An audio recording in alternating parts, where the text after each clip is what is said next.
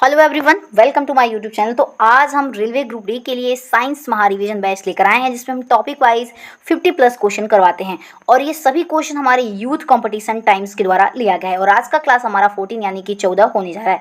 इससे पहले आप 1 से 13 तक क्लास नहीं देखें तो प्लीज़ आप जाके उसे देख लीजिएगा। और साथ ही साथ आपको ये बताते चलें कि इसमें हम प्रीवियस ईयर क्वेश्चन को देखने वाले हैं, पिछले 10 वर्षों में जितने भी रेलवे ग्रुप डी के द्वारा इसमें पूछा गया है। आप ध्यान रखिएगा इसको, ठीक है। और एक और बात आपको हम बताते चले कि अगर आपको रेलवे ग्रुप डी का सिर्फ और सिर्फ पेपर चाहिए, जिसमें मैंने मैथ्स, जीके और रीजनिंग को अच्छे से डिस्कशन के द्वारा मैंने समझाया है, तो आप हमारे प्लेलिस्ट में जाकर के उसको भी देख सकते हैं, जिसमें 25 या फिर 26 क्लास मैंने अपलोड कर चुकी हूँ मैं। और वो भी प्रीवियस ईयर पेपर हमारे मैथ, रीजनिंग और जीएस के क्वेश्चन यूथ कंपटीशन बुक के ही द्वारा मैंने उसमें भी करवाया है। तो चलिए देर नहीं करते हैं, क्वेश्चन की तरफ आगे बढ़ते हैं। चलिए आज का जो हमारा टॉपिक होने वाला है ये है पदार्थ के गुण यानी कि प्रॉपर्टीज ऑफ मैटर और प्रत्यास्था यानी कि इलास्टिसिटी से हम क्वेश्चन देखने वाले हैं। तो चलिए क्वेश्चन की तरफ बढ़ते हैं।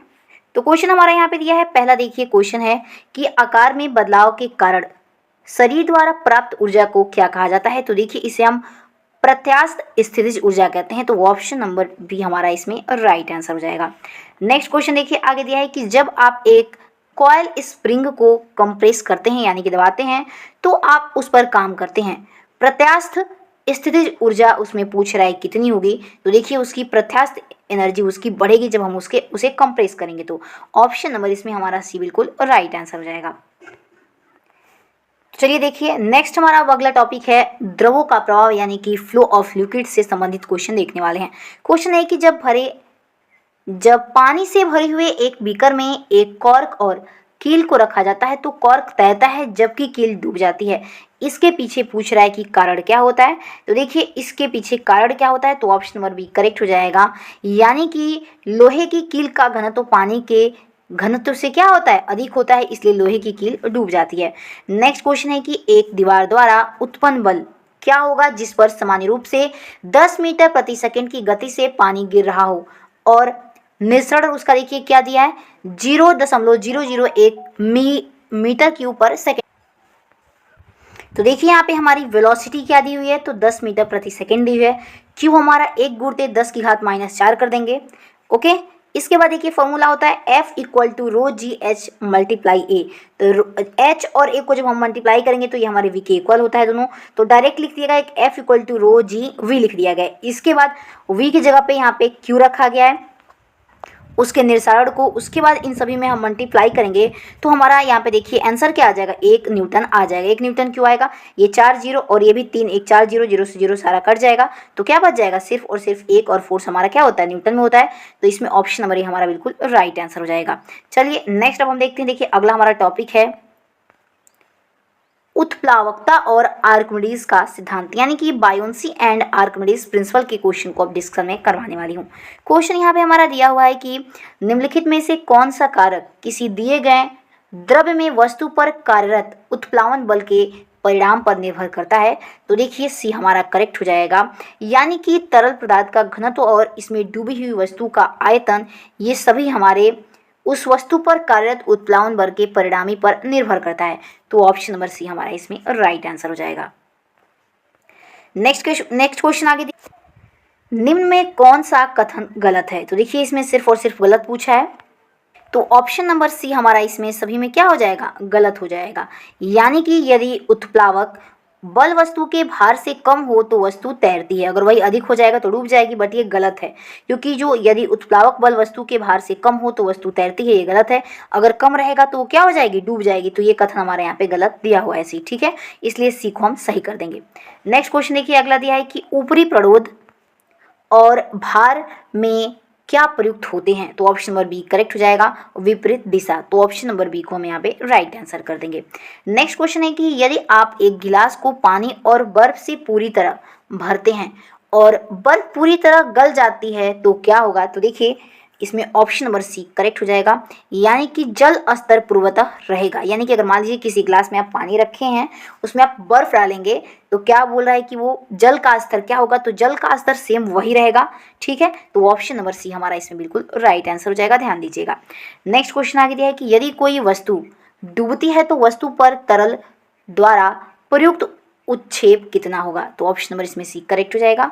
यानी कि मान लीजिए कोई वस्तु अगर डूब रही है तो उस वस्तु के द्वारा यानी कि उस वस्तु पर तरल द्वारा जो उत्क्षेप होगा वो वस्तु के भार से कम होगा। तो ऑप्शन नंबर सी को हम राइट कर देंगे। ओके, देखिए यहाँ पे आगे डिस्कस कर लेते हैं कुछ इंपॉर्टेंट इसमें पॉइंट दिया है। स्थिति पहला क्या दिया है, यदि वस्तु का भार उत्प्लावन बल से अधिक हो तो वस्तु द्रव्य में डूब जाएगी। देखिए वस्तु द्रव्य में कब डूबेगी, जब वस्तु का भार उत्प्लावन बल से क्या हो जाएगा, अधिक हो जाएगा। जब वस्तु का भार ही उत्प्लावन बल से अधिक हो जाएगा तो वो वस्तु द्रव्य में डूब जाएगी। ठीक, ऐसा तब होता है जब वस्तु के पदार्थ का घनत्व या फिर द्रव्य के घनत्व से अधिक होता है। ठीक, इसके बताइए स्थिति दूसरे और तीसरे को डिस्कस कर।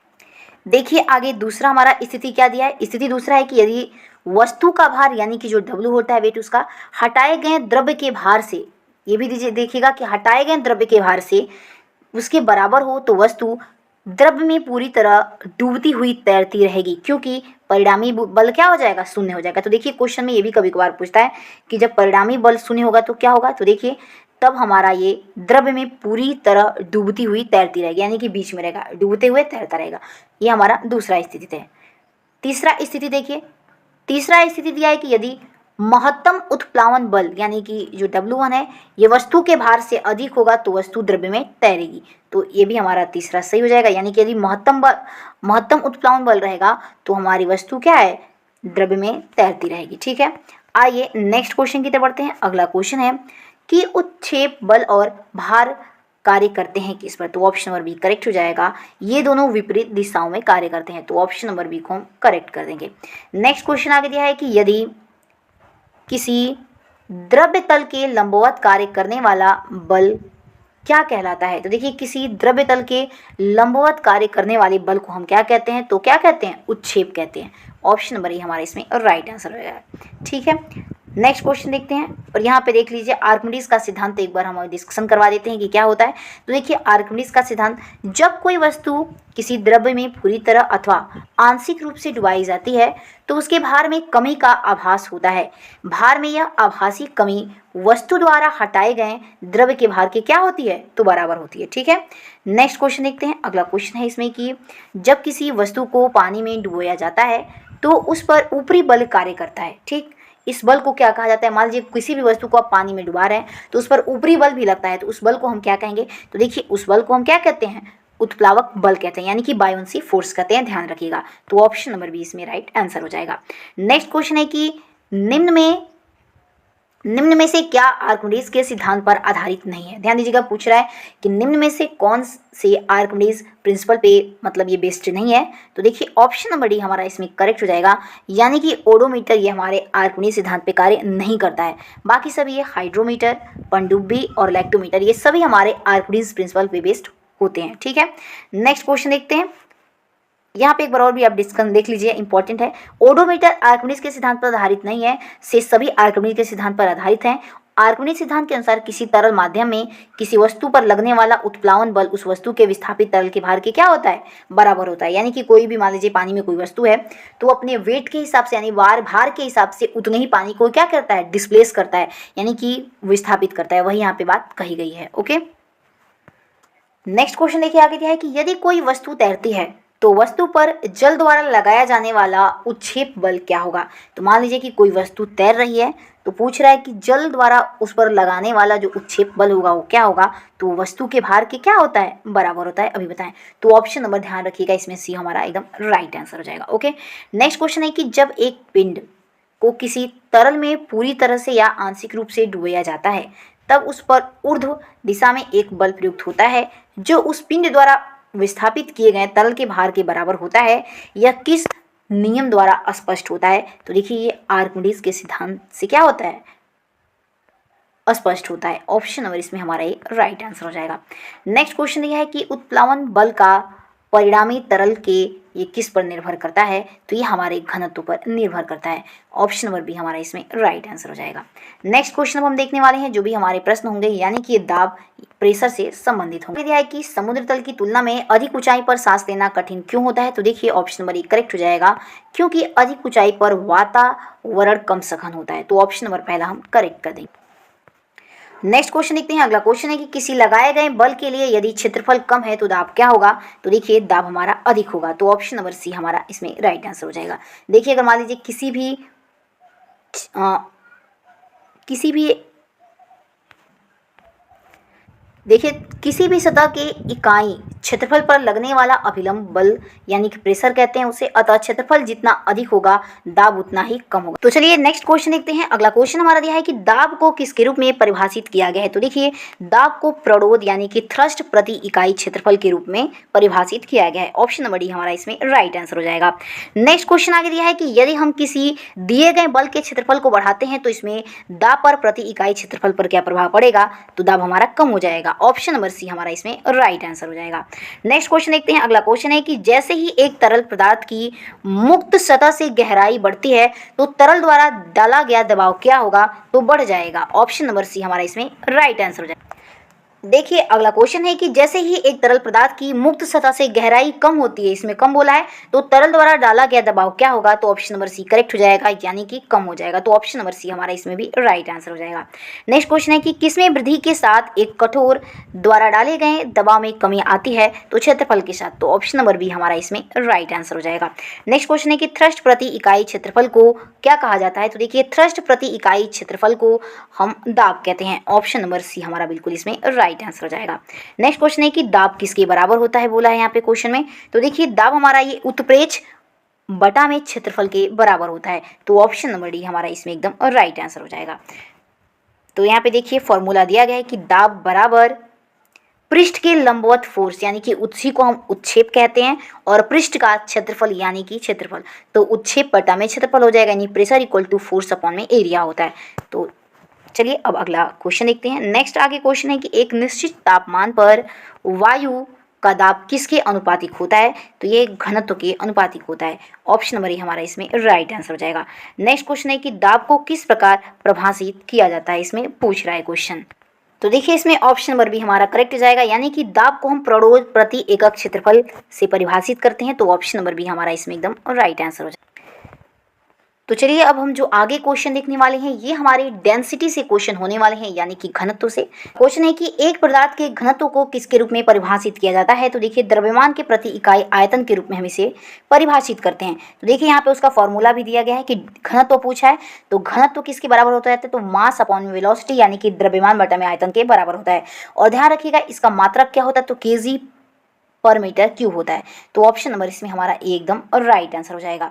नेक्स्ट क्वेश्चन देखते हैं कि चांदी का आपेक्षिक घनत्व बोला है कि ये 10.8 है, और पानी का घनत्व 10⁻³ केजी पर मीटर क्यूब है। तो एसआई मात्रक में चांदी का घनत्व क्या होगा?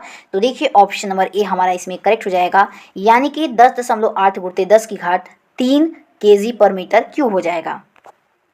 तो देखिए यहाँ पे इसका डिस्कशन दिया हुआ है कि ये किसी पदार्थ का घनत्व तथा जल के घनत्व का अनुपात आपेक्षिक घनत्व कहलाता है। आपेक्षिक घनत्व किसको कहते हैं ये भी पूछा जाता है। तो देखिए किसी पदार्थ के घनत्व तथा जल के घनत्व का अनुपात ही क्या कहलाता है? तो आपेक्षिक घनत्व कहलाता है। शुद्ध जल का 4 डिग्री सेल्सियस पर आपेक्षिक घनत्व कितना होता है? तो 1 होता है, ध्यान रखिएगा।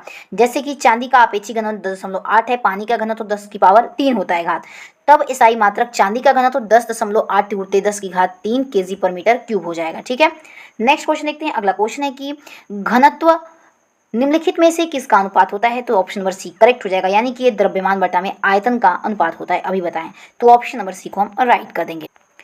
नेक्स्ट क्वेश्चन देखते हैं। अगला क्वेश्चन है कि निम्न में किसका घनत्व जल के घनत्व से अधिक होता है? तो लोहे के किल का घनत्व ये जल के घनत्व से अधिक होता है। ऑप्शन नंबर सी हम राइट कर देंगे। नेक्स्ट क्वेश्चन है कि चांदी का घनत्व यहाँ पे दिया है 10.8 × 10⁻³ केजी पर मीटर क्यूब, और पानी का घनत्व 10⁻³ होता है। तो चांदी का आपेक्षिक घनत्व पूछा है। तो देखिए अभी बताएं कि किसी का भी आपेक्षिक घनत्व निकालना है तो सबसे पहले उस वस्तु का यानी कि उस पदार्थ का, ध्यान रखिएगा पदार्थ का घनत्व होगा और बटा में पानी का घनत्व करते हैं। तो देखिए उस पदार्थ का घनत्व कितना है? पदार्थ क्या है हमारा? चांदी का घनत्व, तो 10.8 × 10⁻³ कितना है? 3 है। उसके बाद पानी का घनत्व कितना होता है? 10⁻³ होता है। तो 10⁻³ और ये ऊपर हमारा है तो दोनों कट जाएगा, क्योंकि नीचे से ऊपर जाएगा तो माइनस हो जाएगा, तो माइनस माइनस कट जाएगा, तो वैसे भी 1 हो जाएगा।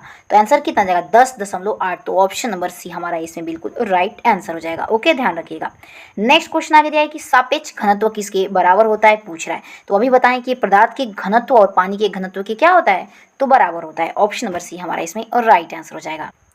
जो तो चलिए दोस्तों, मिलते हैं हम अपने अगले टॉपिक के साथ। अगला टॉपिक है हमारा काइनेटिक थ्योरी यानी कि अणुगति सिद्धांत के प्रश्न के साथ। अगर वीडियो पसंद आए तो प्लीज़ इसे अधिक से अधिक लाइक एंड सब्सक्राइब जरूर करिएगा ताकि हमारा मनोबल बढ़ा रहे। मिलते हैं अपने अगले वीडियो में। अगर वीडियो पसंद आए तो प्लीज़ इसे शेयर जरूर करिए। तब तक के लिए अपना ध्यान रखिए। जय हिंद, जय भारत।